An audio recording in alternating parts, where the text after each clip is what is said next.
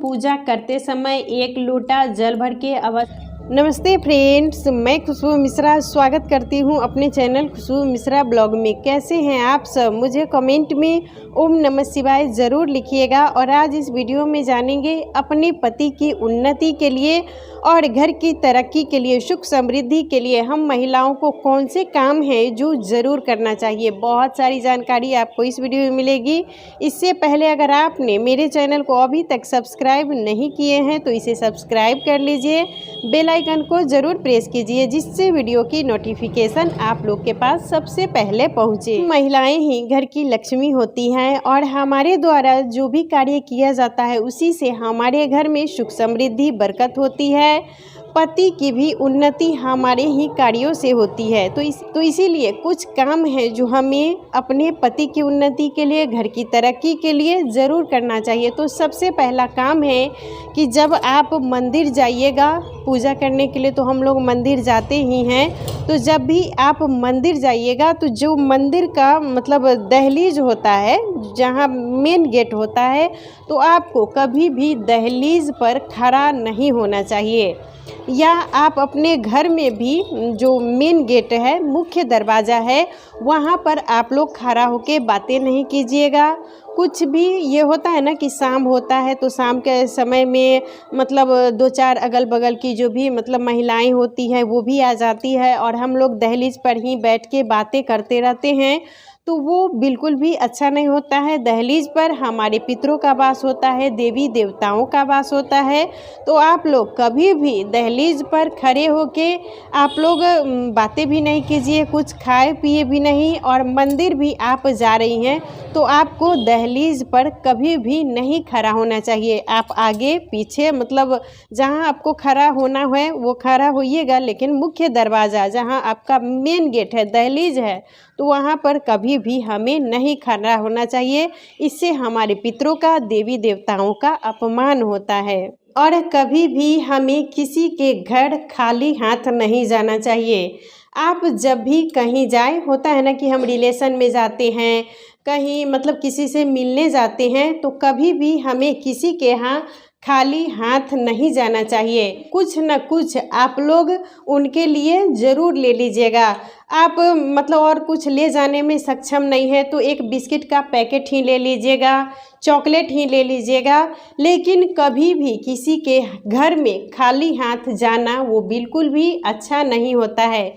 तो नमक को कभी भी हमें प्लास्टिक के बर्तन में नहीं रखना चाहिए। आप चीनी मिट्टी का जो बर्तन आता है उसमें भी आप रख सकते हैं, शीशा का बर्तन में भी रख सकते हैं, लेकिन ऐसे हमें प्लास्टिक के बर्तन में कभी भी नमक को नहीं रखना चाहिए। वो हमारे स्वास्थ्य के लिए भी बिल्कुल अच्छा नहीं होता है। इससे हमारे जीवन में बहुत सारी समस्याएं लगी रहती हैं। और कभी भी हमें नमक का ये जो पैकेट होता है, हम लोग क्या करते हैं, इसको फाड़ देते हैं और बर्तन में फिर रख लेते हैं और इसको इसी तरह खुला हुआ छोड़ देते हैं। तो वो भी हमें नहीं करना चाहिए। नमक को हमेशा बंद करके अच्छे से रखना चाहिए, क्योंकि नमक को खुला छोड़ना वो भी बिल्कुल अच्छा नहीं होता है। इससे मतलब जो नमक की शक्ति है वो भी खत्म होती है। पर जब भी नमक रखिए, नमक का आप लोग पैकेट खोलिएगा तो एक डब्बे में आप लोग ज़्यादा भर लीजिए और दूसरे में जितना आपको ज़रूरत है प्रतिदिन जो हम खर्च करते हैं तो थोड़ा सा उसमें भर लीजिए। और कभी भी नमक का पैकेट को ऐसे फाड़ के नहीं रखना चाहिए। कभी भी हमें किसी को खाने के लिए जूठा सामग्री नहीं देना चाहिए। बहुत से लोगों की आदत होती है कि वो जूठा सामान रख देते हैं और कोई भी अगर उनसे मांगता है तो वो जूठा सामग्री दे देते हैं, तो वो भी करना बहुत ज़्यादा गंदी आदत होती है। तो कभी भी हमें किसी को जूठा नहीं देना चाहिए। सामने वाले का तो पता नहीं रहता है कि आप उसे जूठा दे रहे हैं या अच्छा खाना दे रहे हैं, लेकिन पाप तो आपको लगेगा। आप जूठा खिलाइएगा तो वो आपके लिए बिल्कुल भी अच्छा नहीं होता है। इससे हमारे हमारे घर में मतलब बरकत नहीं होती है। जितना भी पैसा आता है लेकिन वो कहीं ना कहीं खर्च हो जाता है। हमारे पति कमाते तो हैं लेकिन वो कहाँ खर्च हो जाता है वो सब हमें पता ही नहीं चलता। इसीलिए हमें इन छोटी छोटी बातों पर ध्यान देना चाहिए। तो कभी भी जूठा आप लोग कोई भिखारी या किसी को आपको खिलाना ही है तो भूल से भी आप लोग जूठा नहीं दीजिएगा और जूठा खाना भी नहीं चाहिए, वो भी हमारे स्वास्थ्य के लिए अच्छा नहीं होता है। कभी भी हमें अपनी सुहाग की सामग्री दूसरों को नहीं देनी चाहिए। आप जिस सिंदूरदानी से प्रतिदिन सिंदूर लगाते हैं ये भी हमें अपना बिंदी, मान लीजिए जो हम बिंदी लगाए हुए हैं तो उसको भी कभी भी हमें किसी को निकाल के मतलब उतार के नहीं देना चाहिए। बहुत से लोगों का होता है कि मैचिंग मिलाने के चक्कर में वो आपसे बिंदी ले लेते हैं। तो अपना जो आप यूज कर रहे हैं बिंदी उसको भी हमें किसी को नहीं देना चाहिए। आप जगह में जैसे शादी विवाह में भी लोग के पास मैचिंग चूड़ी ये सब नहीं रहता है तो वो आपसे मांगते हैं कि ये हमारा मैचिंग हो जाएगा। तो जो आपका पहना हुआ चूड़ी है हाथ में जो आप पहने हुए हैं उसको निकाल के आप लोग कभी भी किसी को नहीं दीजिएगा। अपना हाथ से उतार के इस तरीके से चूड़ी भी या लहठी जो भी आप पहनी हैं वो किसी को हमें नहीं देनी चाहिए। इससे हमारे मतलब पति के ऊपर दोष आता है। तो आप लोग भूल कर भी ये सब काम नहीं कीजिएगा। आपको देना ही है, मान लीजिए पसंद आ गया है आपको ऐसा चूड़ी उनको भी चाहिए या लहठी तो आप लोग नया खरीद के दे दीजिएगा, लेकिन हाथ से उतार के चूड़ी या लहठी हमें किसी को भी नहीं देना चाहिए। और बिंदी या सिंदूर आप लोग अपने घर में एक नया ज़रूर रखिएगा और कोई भी गेस्ट आए तो आप लोग उनको यूज़ करने के लिए दे दीजिएगा, लेकिन अपना सिंदूरदानी से सिंदूर, अपना लगाया हुआ बिंदी ये सब हमें किसी को भी नहीं देना चाहिए।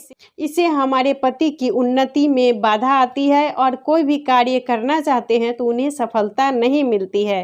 तो आप लोग इस बात का विशेष ध्यान दीजिएगा। कभी भी सुहाग की सामग्री हमें किसी के साथ शेयर नहीं करना चाहिए। और आप लोग अपने पूजा रूम में 1 लोटा जल भर के आप अवश्य रखिएगा। पूजा रूम में जल भर के रखना वो बहुत ज़्यादा ही शुभ होता है। तो आप लोग पूजा करते समय 1 लोटा जल भर के अवश्य रख दीजिएगा और इस जल का प्रयोग आप आटा गूंथ सकते हैं या इसे चाय बना सकते हैं या आप इसको पी भी सकते हैं। और जल में एक शक्ति सोखने की क्षमता बहुत ज़्यादा होती है।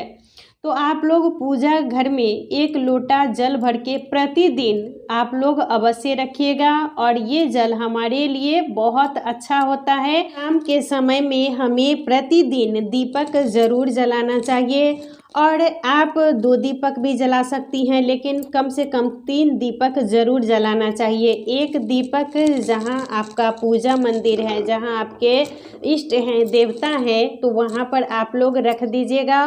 और 1 दीपक हमें अपने मुख्य दरवाज़ा पर ज़रूर जलाना चाहिए। इससे हमारे घर में माता लक्ष्मी का आगमन होता है। जिनके दरवाजे पर दीपक जलता है वहाँ पर शुभता आती है, माता लक्ष्मी प्रवेश करती हैं।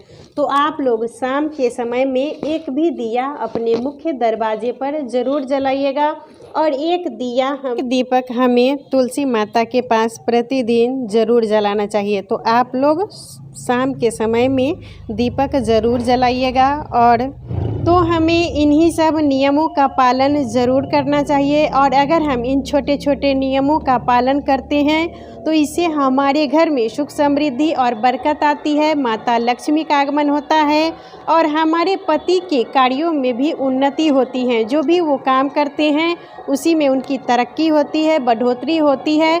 तो हमें इसीलिए इन छोटे छोटे नियमों का पालन ज़रूर करना चाहिए। ये सब काम हम महिलाओं की ही जिम्मेदारी है कि हम घर को कैसे मैनेज करें। तो हमें इन्हीं सब नियमों का पालन ज़रूर करना चाहिए। इसका वीडियो यहीं तक था, फिर मिलूंगी एक नए वीडियो में। वीडियो अच्छा लगे तो इसे आप लोग लाइक ज़रूर कीजिएगा, मेरे चैनल को सब्सक्राइब कीजिएगा। फिर मिलूंगी एक नए वीडियो में, तब तक के लिए नमस्कार। ओम नमः शिवाय।